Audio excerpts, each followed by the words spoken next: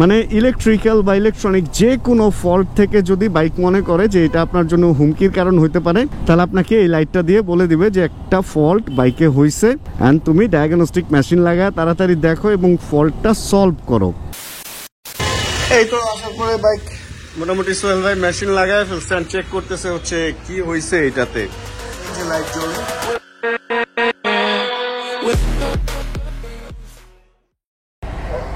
এরকম no parking যেখানে লেখা থাকে ওইখানে এরকম বাইক পার্ক করে ক্যামেরা সেট আপ করার যে মজা, ওইটা কি অন্য কিছুতে আছে বলেন? আর আরেকটা জিনিস বলি, ব্যক্তি মালিকানাধীন সম্পত্তি ক্রয় সূত্রে এই জমির মালিক মোসাম্মদ নূরজাহান বেগম স্বামী মোহাম্মদ আব্দুল মতিন। এই যে একটা জায়গা অনেকটা আমেরিকান ফ্ল্যাগের মতো কালার করে রাখছে, এটা কিন্তু রাস্তার উপরে পড়ে গেছে। মানে এক সময় রাস্তা যখন ছোট ছিল তখন এটা প্লটই ছিল, এবং এই সিরিয়ালে আরো অনেকগুলা প্লটই হয়তো বা ছিল। সবার কাছ থেকে সরকার নিয়ে নিচ্ছে, তারপরে রাস্তাটা বড় করছে, কিন্তু এই বিল্ডিং এর মালিক হচ্ছে এই জায়গাটা দেয় নাই সরকারকে। এই জন্য দেখেন এদিক থেকেও রাস্তা এখানে এসে শেষ, ওই পাশেও সেম, মানে রাস্তার মাঝখানেই পড়ে গেছে। এরকম পৃথিবীতে বেশ কয়েকটা বাড়ি আছে যারা হচ্ছে সরকারের সাথে কেস করে হোক বা যেভাবে হোক তার জায়গাটা সে দেয় নাই, অ্যান্ড রাস্তা ঠিকই হয়েছে, রাস্তার মাঝখানেও বাড়ি আছে, এরকমও কিছু ইতিহাস আছে। এই হলো কথা।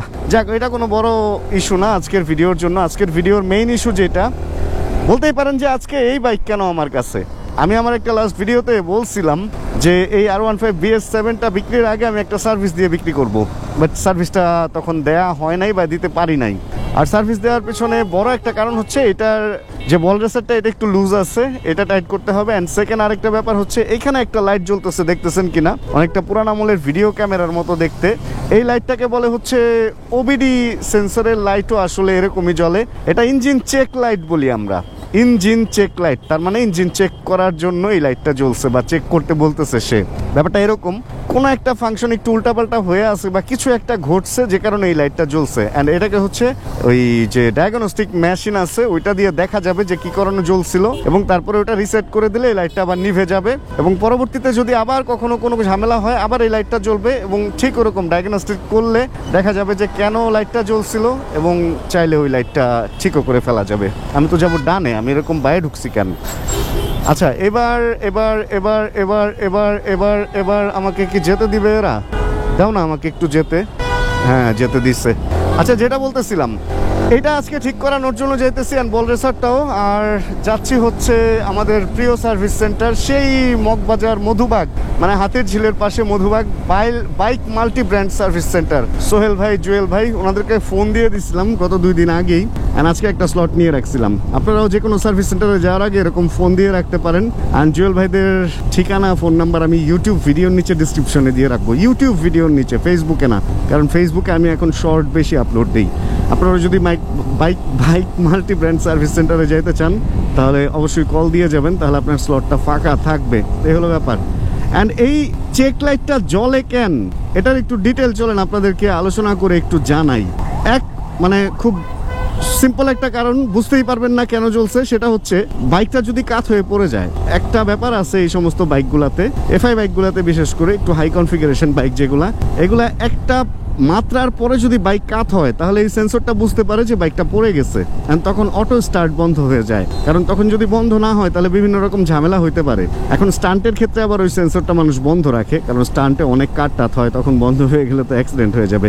কাত হইলে এই জিনিসটা হয়। তারপরে কোনো ইলেকট্রিক ফল্ট, ধরেন কোনো লাইনে পানি টানি ঢুকে শর্ট হয়ে গেছিল বা কিছু, ওইটা হইলে এটা হয়। এরকম হর্ন লাগাইতে গেলে এটা হইতে পারে, অথবা ইসিইউ ফাংশনে কোনো প্রবলেম হলে হইতে পারে। এবিএস সেন্সর যদি না পায় বা কিছু, মানে ইলেকট্রিক্যাল বা ইলেকট্রনিক যে কোনো ফল্ট থেকে যদি বাইক মনে করে যে এটা আপনার জন্য হুমকির কারণ হইতে পারে, তাহলে আপনাকে এই লাইটটা দিয়ে বলে দিবে যে একটা ফল্ট বাইকে হয়েছে, অ্যান্ড তুমি ডায়াগনস্টিক মেশিন লাগায় তাড়াতাড়ি দেখো এবং ফল্টটা সলভ করো। অ্যান্ড এইটা যখন জ্বলা থাকবে তখন বাইকের রিয়েল পারফরমেন্সও অনেক ক্ষেত্রে পাবেন না, কারণ যদি এবিএসে কোনো ঝামেলা থাকে বাইকের ইঞ্জিন থেকে ওই আগের ওই শক্তি, আগের ওই আওয়াজটাই পাবেন না, কারণ ইঞ্জিনকে ওই পাওয়ারটা দিবে না। অ্যান্ড আপনি যখন সলভ করে ফেলবেন, আপনি যখন ওই মেশিন দিয়ে দেখবেন যে প্রবলেমটা কি, অ্যান্ড প্রবলেমটা যখন সলভ হয়ে যাবে তখন দেখবেন বাইক আবার একদম নতুনের মতো ঝকঝকে তকতকে।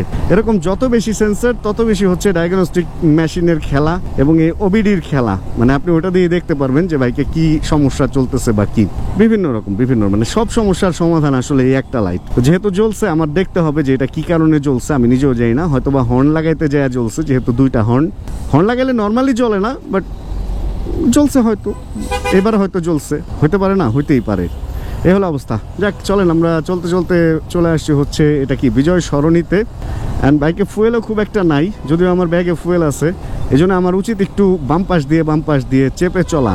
আরেকটা আপনাদেরকে জ্ঞান দিয়ে রাখি, আজকে শিক্ষা দিয়ে রাখি বা নলেজ শেয়ার করে রাখি আপনাদের সাথে। যদি আপনার বাইকে তেল কম থাকে আর আপনি পাম্প খুঁজে পাচ্ছেন না, সেই ক্ষেত্রে এরকম রাস্তার মাঝখান দিয়ে চলার চেষ্টা করবেন না, একটু স্লো রাস্তার বাম পাশ দিয়ে চলার চেষ্টা করবেন এবং প্রয়োজনে হ্যাজার্ড বা ইন্ডিকেটর লেফটে দিয়ে চলবেন। হ্যাজার্ড হচ্ছে 4 ইন্ডিকেটর, যেটা ইমার্জেন্সি, যেটা বাম দিক দিয়ে চলবেন। কেন? কারণ যখন তখন যদি তেল শেষ হয়ে যায়, এই রাস্তার মাঝখানে যদি তেল শেষ হয়ে যায়, পেছনের বাইকের পিছনের গাড়ির সাথে আপনার একটা সংঘর্ষ হয়ে যেতে পারে।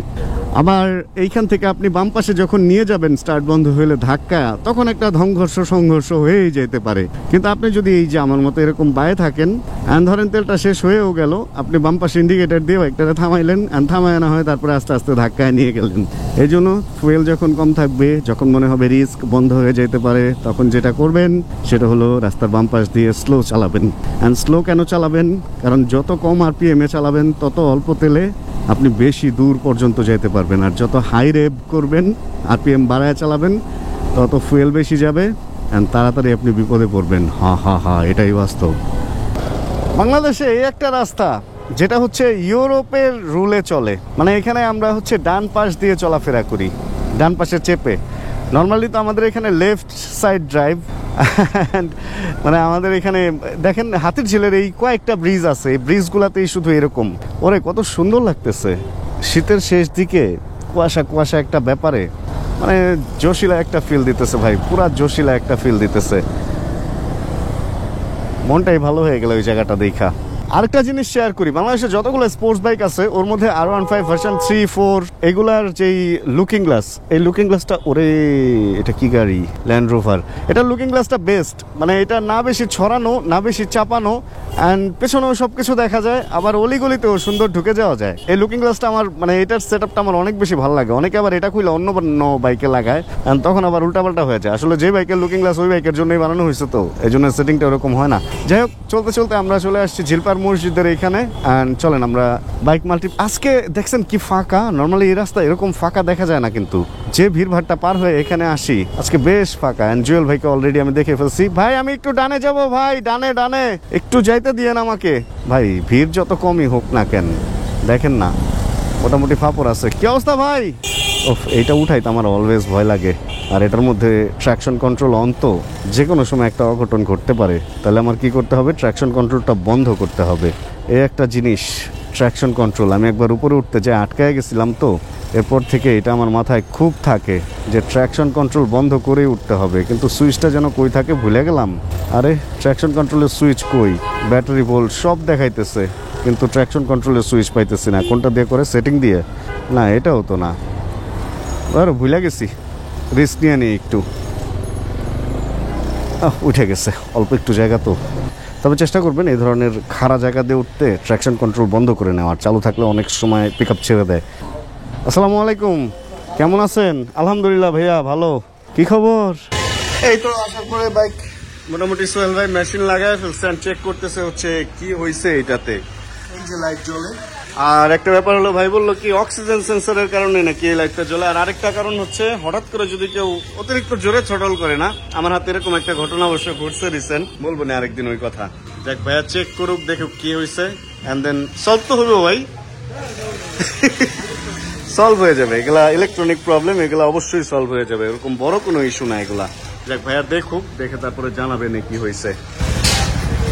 ডাক্তার যেটা চিন্তা করছিল ওইটাই হয়েছে, অক্সিজেন সেন্সর থেকে, মানে ক্যাটালাইট কনভার্টার থেকে কোনো ঝামেলা হয়েছে। এটা কিভাবে কি করবেন ভাই, ঠিক হবো কেমনে?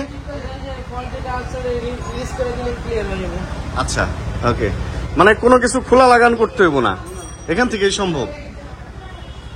জাদুর মেশিন। দেখেন একটা ব্যাপার, কাজটা হলো 2 মিনিটের, কিন্তু এটা অযথায় আমাদেরকে একটা ঝামেলায় ফেলছিল। জাস্ট রিসেট করছে, এন্ড দেন এখান থেকে চেক লাইটটা চলে গেছে। আশা রাখি আর আপাতত আসবে না। বলে স্যার একটু ঢকঢকানি আওয়াজ ছিল, ভাইরা হচ্ছে ওইটা অ্যাডজাস্ট করে দিতেছে। আর তেমন কোনো কাজ আজকে বাইকে নাই, কারণ সবকিছুই এছাড়া ওকে ছিল। তারপরে একটু চেক টেক করে দিবে যে কি অবস্থা, কোন জায়গায় কোনো কিছু লুজ টুজ টাইট আছে কিনা, চেনটা লুক করতে হবে। এই এখন কাজ, আর তেমন কোনো কাজ বাইকে নাই আশা রাখি। ওই যে হচ্ছে আমার বাইক মোটামুটি অলরেডি র্যাম্প থেকে নেমে গেছে, আর দুই ভাই ফোন নিয়ে খুব ব্যস্ত। ফোন কিনছে না বেচছে কি যেন, ডাটা ট্রান্সফার, এই সেই কম্পিউটার, এয়ারড্রপ, যে যেভাবে পারতেছে। যাক, মোটামুটি আমার কাজ ডান হয়ে গেছে, সবকিছুই ডান হয়ে গেছে। এবার বাইক চালায় বোঝা যাবে যে আসলে কি অবস্থা। কি চলেন যাই, হাতিরঝিলে যেতে যেতে আপনাদের সাথে তাহলে এক্সপিরিয়েন্স শেয়ার করি বাকিটা। ভাই আজকের মতো আল্লাহ হাফেজ, দেখা হবে আবার তাহলে। ভাই টাটা, সিলেটি ভাই আল্লাহ হাফেজ, এই জুয়েল ভাই আল্লাহ হাফেজ, দেখা হবে না তাহলে। ভাই আবার কি লাইট জ্বলতে পারে? আচ্ছা, একটা ভয় ঢুকে গেছে এই লাইটটা জ্বলাতে, কারণ আমরা যখন এই বাইকটা প্রথম কিনি তখন এই বাইকটার মধ্যে লাইটটা জ্বলে নাই। হঠাৎ করে একদিন আমার চোখে পড়ছে যে এই লাইটটা জ্বলতেছে। যাক, এখনো পর্যন্ত ওটা ঠিকঠাকই আছে। যাক, ভাইদের কাছ থেকে বিদায় নেই, তারপরে চলেন আরেকটা বাইকের কাহিনী শোনাই। রিসেন্ট একটা বাইক, আমি শুটের টাইমে এই ঘটনাটা আমার সাথে ঘটছে। মানে আমি এটা কেমন জায়গায় দাঁড়াইলাম আমি। ঘটনাটা এরকম ঘটছে যে আমি বাইকটা চালাইতেছি, পিক আপ করতেছি, আর হঠাৎ করে আমার মনে হয়েছে যে বাইকের তেল নাই। মানে 2-3 বার পিক আপ একটু ছেড়ে দেন আবার সব ঠিক হয়ে গেছে। বাট ওই যে ইঞ্জিন চেক লাইটটা যেটা, ওটা দেখলাম কয়েকবার জ্বলে নিভে দেন জ্বলে উঠছে। আর এই জিনিসটা নাকি হয়, সোহেল ভাইয়ের কাছ থেকে জানতে পারলাম যে কোনো বাইকে যদি অতিরিক্ত জোরে থ্রটল করা হয়, মানে একদম নিচে থেকে উপরে যদি হাই থ্রটল করে উঠানো হয়, তাহলে অনেক সময় নাকি এই ধরনের ঝামেলা হয়, ইঞ্জিন চেক লাইট জ্বলে ওঠে। মানে আপনার রাইডিং ঠিক নাই এই ধরনের কোনো কিছু, বা হয়তো ফুয়েল ইনজেক্টরের উপর একটু প্রেশারটা বেশি পড়ার কারণে এই ধরনের ঝামেলাটা হয় আর কি। আর এবার চলুন আপনাদেরকে এই ব্যাপারটা বলি যে আসলে আমার বাইকে কি হয়েছিল। না মানে এই ব্যাপারটা বলি বলতে এই ব্যাপারটা বলি না, আমি কিভাবে বলবো কি হয়েছিল। ওই অক্সিজেন সেন্সরের ইসের কারণে এই ধরনের ঝামেলাটা হয় আর কি। আমার এটা হয়েছিল, আর আমি এই প্রবলেমটা চাইলে সলভ করতে পারতাম অন্য জায়গা থেকে, কিন্তু কিছু কাজ আছে ভাই, কিছু কাজ আসলে কিছু মানুষের কাছে গেলে একটু নির্ভরতা পাওয়া যায়। অ্যান্ড খেয়াল করছেন হয়তো আমি বেশ কিছুদিন পর এই জায়গাটায় চলে আসি, বাইক মাল্টি ব্র্যান্ড সার্ভিস সেন্টারে, কারণ সোহেল ভাইয়ের কাছে ওই নির্ভরতাটা পাওয়া যায়। একটা জিনিস খেয়াল করছেন কিনা, যখন প্রথম উনি বাইকটা ধরছে আমি ওনাকে জিজ্ঞেস করলাম যে ভাই আমার বাইকে যান যে আমার বাইকে হয়েছেটা কি। এন্ড সে কিন্তু একবারেই বলে দিছিল যে ভাই হয়তো বা অক্সিজেন সেন্সরের কারণে এটা জ্বলে উঠছে। মানে উনার বাইক মেশিন লাগাইতে হয় না এই বাইকে, প্রথমে বলে দিতে পারছে যে আসলে ঝামেলাটা কি কারণে কি হইতে পারে। এন্ড উনি যেটা সন্দেহ করছে ব্যাপারটা কিন্তু পরে দেখা গেল যে তাই হয়েছে। এটা হচ্ছে আসলে অভিজ্ঞতা, ওনার অভিজ্ঞতা আছে বলে উনি বলে দিতে পারছে যে এটা কি কারণে হয়েছে। অ্যান্ড আমার আরেকটা বাইকে এটা চলছিল, সেটা হলো বাইক স্টার্ট অবস্থায় পড়ে গেছিল। অ্যান্ড বাইক স্টার্ট অবস্থায়, এটা তো আসতেও বলতেছিলাম। এই জন্যই আসলে ভালো সার্ভিস সেন্টার বা ভালো মানুষের কাছে বাইক দেখাইলে দেখবেন যে ভালো ডাক্তারের মতো, ভালো একটা ডাক্তারের কাছে গেলে আপনার রোগ এমনিতেই 50% ভালো হয়ে যাবে, আর বাকিটা হচ্ছে ওষুধে। অ্যান্ড এটাও আমি অর্ধেক রোগ ফার্স্টেই ধরে দেন, বাকিটা হচ্ছে ওই ওবিডি মেশিন বা যেটা আছে ওইটা দিয়ে বাকিটা। এখন কোন দিক দিয়ে যে আমি যাব ভাই, এখান থেকে আমার চিনতে হেভি ঝামেলা হয়।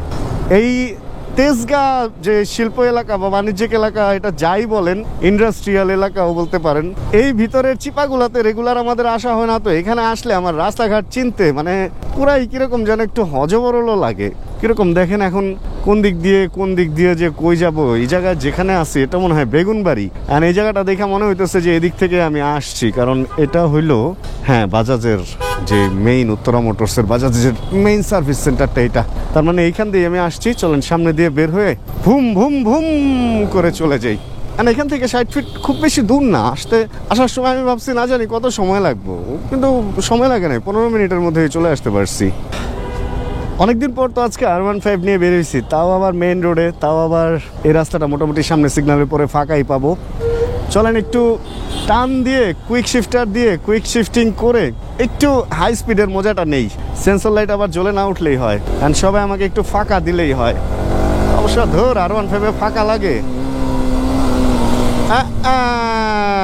দিশের একার দিয়ে চালের বস্তা আটকা। দিনের বেলা এগুলা নিষেধ না। আরে ওগুলা না হয় নিষেধ, এইভাবে রাস্তায় রিক্সা চলতেছে এটা নিষেধ না দিনের বেলা। এবার বাই ভ্যানগুলা দেখেন না মাঝখান দিয়ে চলে। এখন আমরা আছি হচ্ছে 60 ফিট রোডে, অ্যান্ড কিছুক্ষণের মধ্যেই আমরা ঢুকে যাব এই যে সাজেকে। এই সাজেক থেকে একটা মহিলা বের হইতেছে, সেই একটা সাজেকের ধোয়া এখানে দিয়ে দিছে। সামনে মোটামুটি কিছুই দেখা যায় না। একবার চিন্তা করে দেখেন তো, যদি এরকম কুয়াশা পড়তো আমাদের এই শহরটায়, কি মজা লাগতো না। সকালবেলা বের হয়ে দেখতেছেন 60 ফিটের সামনে কিছুই দেখা যায় না। আর এখানে মনে হয় আজকে মশা নিধনের বেশ একটা ব্যাপার স্যাপার চলতেছে। পেছনে তো ধোয়া পার হইলাম, ওই দেখেন সামনেও মনে হইতেছে আগুন লাইগা একাকার একটা অবস্থা হয়ে গেছে ভাই। তারপরে তো মশা কমে না। তারপরে তো এই মিরপুর এলাকায় মশা আগের চেয়ে অনেক কমছে, কিন্তু ভাই মশা হচ্ছে আমাদের উত্তরায়, মানে বাসায় টেকা মুশকিল করে ফেলে এরকম মশার একটা উপদ্রব। এখানেও ভালোই ধোয়া টোয়া মারছে। যাক, আমরা চলতে চলতে কথা বলতে বলতে সব কাজ শেষ করে চলে আসছি আবার 60 ফিটে। অ্যান্ড শুনলাম মার শরীরটা বেশি ভালো না, মানে আপু ফোন দিছিল, কালকে তো মার সাথেই ছিলাম, কিন্তু এই একদিনে আমার মার শরীরটা খারাপ হয়ে গেছে। টেনশন করে, আসলে আমাকে নিয়ে বেশি টেনশন করে, এই জন্যই সমস্যাটা।